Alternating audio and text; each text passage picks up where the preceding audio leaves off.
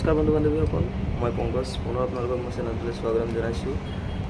আজি আপোনালোকৰ মাজলৈ এটা ইনফৰ্মেটিভ ভিডিঅ' লৈ আহিছোঁ যে আপোনালোকে এখন চিটিৰ পৰা অন্য এখন চিটিলৈ কেনেদৰে আপোনাৰ বাইকখন পাৰ্চেল কৰিব পাৰিব ট্ৰেইনৰ জৰিয়তে। গতিকে ভিডিঅ'টো আপোনালোকে শেষলৈকে চাই থাকিব। যিসকলে নতুনকৈ আহিছে চেনেলটো ছাবস্ক্ৰাইব কৰি ল'ব। এনেকুৱা ধৰণৰ ইনফৰ্মেশ্যন আপোনালোকৰ মাজলৈ ভিডিঅ'ৰ জৰিয়তে আগবঢ়াই থাকিম। গতিকে ছাবস্ক্ৰাইব কৰি যাব। ধন্যবাদ। প্ৰথম প্ৰচেছটো হৈছে যে আপোনালোকৰ যোনখন চিটিত থাকে সেইখন চিটিৰ যিটো আপোনাৰ আটাইতকৈ ডাঙৰ ৰেলৱে ষ্টেচন তাত যাব। তাতে আপুনি বাইকখনো লৈ যাব, লগতে আপোনাৰ যিখিনি ডকুমেণ্টছৰ প্ৰয়োজন হয় সম্পূৰ্ণ ডকুমেণ্টছখিনি লৈ যাব। ডকুমেণ্টছৰ ভিতৰত আপোনাৰ প্ৰয়োজন হ'ব বাইকৰ RC, ইঞ্চুৰেঞ্চ আৰু আপোনাৰ আধাৰ কাৰ্ড। তাতে গৈ আপুনি বিচাৰিব যে পাৰ্চেল অফিচটো কোনখিনিত আছে। গতিকে বিচৰাৰ পিছত আপোনালোকে তাতে সুধিব যে সম্পূৰ্ণ প্ৰচেছটো কি হয়, কেনেদৰে কি কৰিব পৰা হয়, ফিজ পে'মেণ্ট কিমান কৰিবলগীয়া হয়। গোটেইখিনি প্ৰচেছ আপোনালোকে তাত সুধি ল'ব। তাত সোধাৰ পিছত আপোনালোকে বাইকখনৰ পেকিঙৰ কাৰণে গুচি যাব। আপোনাৰ বাইকখন আপুনি তাতে সাধাৰণভাৱে পেকিং কৰা হয়। যদি আপুনি বিচাৰে বাহিৰতো পেকিং কৰাব বিচাৰে তেনে কৰি ল'ব পাৰে। 600-700 টকাৰ ভিতৰত আপোনালোকৰ পেকিংটো হৈ যায়। তাৰপিছত আপোনাৰ পেকিং হৈ যোৱাৰ পিছত আপোনাৰ বাইকখনৰ কিমানখিনি পেট্ৰল আছে পেট্ৰলখিনি চেক কৰিব, আৰু সেই যিমানখিনি পেট্ৰল আছে সেই পেট্ৰলখিনি তেওঁলোকে উলিয়াই পেলাব। আৰু আপোনালোকক কওঁ যে যদি আপোনালোকে বাইকখন পাৰ্চেল কৰিবলৈ ৰেল ষ্টেচনত লৈ গৈছে তেন্তে আপোনালোকে ষ্টেচন পোৱাকৈ জাষ্ট পেট্ৰলটো ভৰাব, কাৰণ সম্পূৰ্ণ পেট্ৰলখিনি উলিয়াই পেলোৱা হয়। তাৰপিছত আপোনাৰ বাইকখনৰ পেকিং হোৱাৰ পাছত আপোনাৰ নেক্সট প্ৰচেছ অফিচত আপুনি কিছুমান ফৰ্ম ফিল আপ কৰিব লাগিব, লগতে ডকুমেণ্টছখিনি ছাবমিট কৰিব লাগিব।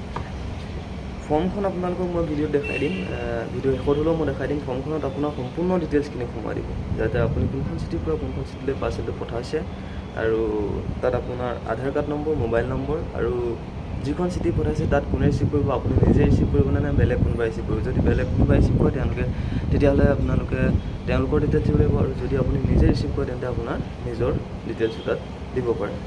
তাৰপিছত আপোনাৰ ফৰ্মখন ফিল আপ কৰাৰ পাছত আপুনি পে'মেণ্ট কৰিব লাগিব। অৰ্থাৎ পে'মেণ্ট আপুনি কৰিব লাগিব যে পে'মেণ্ট প্ৰচেছটো এনেকুৱা হয় যে আপুনি যদি ধৰি লওক উদাহৰণস্বৰূপে মই কওঁ যে যদি আপুনি বিচাৰিছে যে দিল্লীৰ পৰা মই অসমলৈ মোৰ বাইকখন পঠাব বিচাৰিছোঁ, তেন্তে আপুনি তাৰ বাবদ আপুনি 2200 পৰা 2500 টকাৰ ভিতৰত আপুনি পঠাব পাৰিব। আৰু ঠিক তেনেদৰে আপুনি কিছুমান ডিষ্টেঞ্চ বেছি হোৱাৰ পিছতো পে'মেণ্টটো কম হয়, আৰু কিছুমান ডিষ্টেঞ্চ কম হোৱাৰ পাছতো পে'মেণ্টটো বেছি হয়। গতিকে তাতে আপুনি ফিজটো পে'মেণ্ট কৰাৰ পাছতে আপোনাৰ কিছুমান শ্লিপ দিব, ৰিচিপ্ট দিব। সেই ৰিচিপ্টখিনি আপুনি লগত লৈ যাব। লগত লোৱাৰ পাছত আপুনি যেতিয়া সেই বাইকখন তাত আপুনি ৰিচিভ কৰিব, তেতিয়া আপুনি সেই ৰিচিপ্ট কৰোঁতে আপুনি তাত সেই ৰিচিপ্টটো বাইকখন আপুনি ৰিচিভ কৰোঁতে আপোনাৰ হাতত যোনখন ৰিচিপ্ট তেওঁলোকে দিছিলে সেইখন আপুনি লগত লৈ যাব লাগিব। লগত লৈ যোৱাৰ পাছত আপোনাৰ বাইকখন আপুনি ল'ব পাৰিব। আৰু আপোনালোকক জনাওঁ যে যিটো পাৰ্চেল আপোনাৰ য'লৈ পঠাইছিলে তাত পোৱাৰ পাছত 6 ঘণ্টাৰ পিছত আপুনি পাৰ্চেলটো ৰিচিভ কৰিব লাগিব, নহ'লে প্ৰত্যেক ঘণ্টাত আপোনাৰ 11 টকাৰ পৰা 15 টকাৰ ফাইন পাৰ্কিঙৰ লাগিব।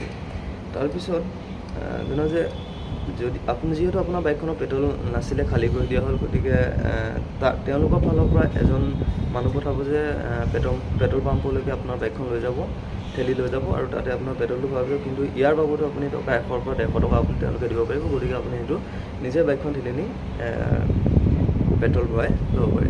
গতিকে আজিৰ ভিডিঅ'টোত মই ইমানখিনি প্ৰচেছ আপোনালোকক বুজাই দিলোঁ। নেক্সট ভিডিঅ'ত মই আপোনালোকৰ বাবে অন্য এটা টেকনিকেল বা ইনফৰ্মেশ্যন ভিডিঅ' লৈ আহিছোঁ। গতিকে যিসকলে মোৰ চেনেলটো ছাবস্ক্ৰাইব কৰা অনুৰোধ কৰি তেওঁলোকে চেনেলটো ছাবস্ক্ৰাইব কৰি ল'ব। ধন্যবাদ।